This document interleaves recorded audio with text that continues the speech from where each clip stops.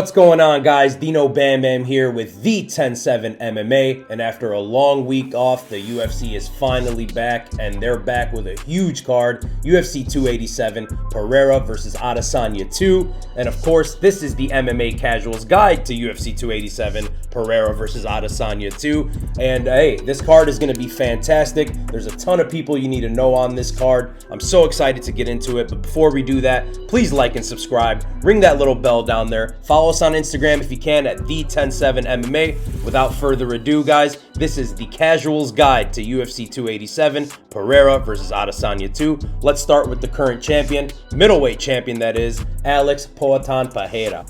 Alright guys, Alex Perriera, the newly crowned UFC middleweight champion. It's kind of hard to tell you the story of Alex Perriera without explaining his history with his opponent and former champion Israel Adesanya, who he took the belt off of last November at UFC 281. This is actually the fourth time the pair will meet in some kind of professional fight, having faced off twice before in professional kickboxing, and of course last time out in MMA. Alex Perriera is 3-0 against Israel Adesanya. He won a controversial decision the first time out. In the second fight, he famously knocked Israel Adesanya out cold, and then in the third fight, which was the MMA fight, he of course won that fight via TKO, becoming the UFC middleweight champion. Alex Perriera is a very talented technical striker who looks to use his size and power to knock his opponents out. He'll be looking to defend his UFC middleweight title for the first time against his longtime foe, Israel Adesanya. Alright guys, and now we move on to his opponent, the last style bender, Israel Adesanya.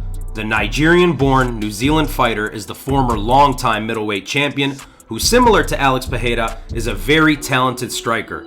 He is widely regarded as the second best middleweight of all time, behind Anderson Silva, and was rapidly approaching GOAT status in his division until his loss to the current champion Perriera. He had defended his belt successfully 5 times before that.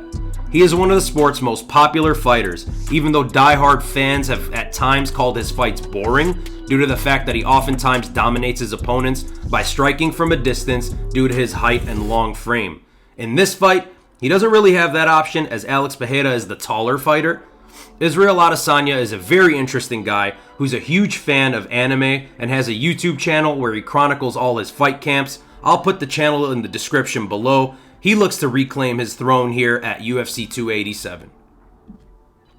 Alright guys, the UFC 287 co-main event sees Gilbert Burns taking on fan favorite Jorge Gamebred Masvidal. Let's start with the red corner here, Gilbert Burns, a Brazilian former UFC title challenger and Jiu-Jitsu world champion. Gilbert Burns is an exciting fighter with real power in his punches, but he's mostly known for his jiu-jitsu and submission skills, and of course his never back down attitude. Gilbert recently garnered attention from the MMA world after his Fight of the Night and Fight of the Year nominated fight against Khamzat Chimaev. Chimaev is seen as the UFC's biggest and scariest prospect in years. Nobody wanted to face him. Of course, Gilbert Burns accepted that fight and put on an absolute war. Even though Gilbert lost that fight via decision, he gained a ton of respect with the MMA community. I'm going to link that fight for you guys down low here. Gilbert Burns, last time out, beat UFC veteran Neil Magny, and he looks to continue on his path to getting another title shot here in the UFC welterweight division. Alright guys, now let's talk about his opponent. He faces off against one of the sport's most popular fighters, Jorge Gamebred Masvidal. Nobody in recent memory has skyrocketed to superstardom quicker than Jorge Masvidal, a longtime UFC veteran who was just kind of floating around and under the radar for most of his career. He became insanely popular after a big winning streak there in 2019. It all started with a knockout punch in England versus English superstar Darren Till, and then took another massive step forward after the next fight, where he famously broke the record for quickest knockout in UFC history against Ben Askren with a 7-second flying knee knockout. Then of course, later on in that same year, he went on to fight UFC superstar Nate Diaz in a fight for a special one-time only championship dubbed the BMF title, which was for the baddest MFer in the UFC. The belt was presented to him after that win by Dwayne "The Rock" Johnson at Madison Square Garden. It was a very, very big deal at the time. Jorge used his newfound fame to get back-to-back title shots. Those were in losing efforts to then champ Kamaru Usman, and of course last time out he lost to his former best friend and now rival Colby Covington. Jorge Masvidal looks to get back in title contention with a win here at UFC 287. Alright guys, so as if those two fights weren't enough, we have a slew of people on this card that you should know about. Let's talk a little bit about those people. The feature fight on this card sees a young rising star and very talented boxer in Adrian Yanez, who is 5-0 in the UFC, and he will be taking on UFC veteran Rob Font, who last time out lost a war to Marlon Chito Vera, where he took a ton of damage. We're looking to see if he can rebound here. This fight is kind of being seen as the old guard versus the new guard, so let's see what goes on in this absolute banger of a fight.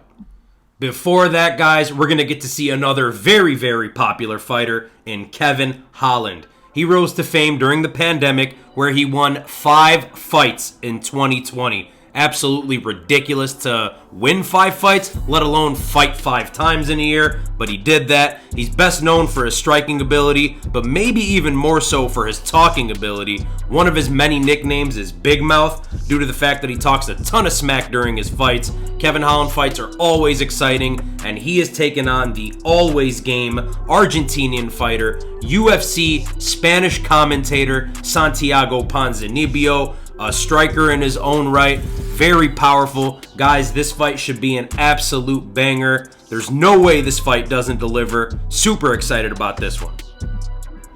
And to open up the main card, we're going to see the youngest fighter in the UFC, Raul Rosas Jr. This is going to be his second fight in the promotion, guys. A very, very talented jiu-jitsu fighter. He's only 18 years old. He became a star on the Dana White's Contender Series and looks to continue down his path towards becoming the UFC's youngest champion ever. Very exciting. All the diehard MMA fans are dying to see Raul Rosas and find out if he can take that next step up. Alright guys, so that wraps up the main card. And of course, I told you guys, this card is absolutely stacked. So we have to move towards the prelims. There are some fighters you guys have to know on the prelims here. The final fight of the prelims, the main event of the prelims, if you will, sees MMA veteran Chris Curtis, who joined the UFC kind of late 2 years ago at the age of 33, but he's been impressing people, amassing a 4-1 record in his time in the promotion, and he takes on former title contender, big star in the Latin community, Kelvin Gastelum.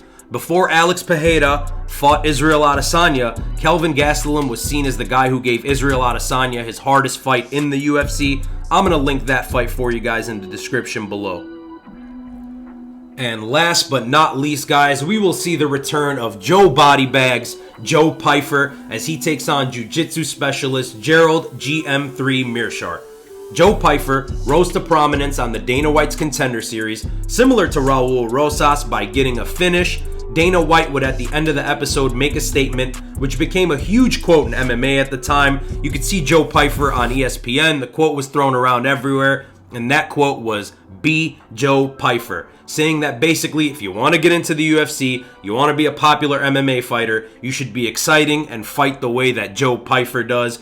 He takes on Gerald Meerschaert, a 50-fight MMA veteran, absolutely tough as nails. Guys, this is a jam-packed card. As I said, it has a ton of star power on it, huge title implications in a bunch of weight classes. UFC 287 takes place in Miami at the Miami Dade Arena on Saturday, April 8th. I'm so excited for this one, guys. If you liked the video, please like and subscribe. Leave a comment. Let us know what you're thinking. Ring the bell down there and follow us on Instagram at the107MMA. Thank you guys so much for watching. Peace.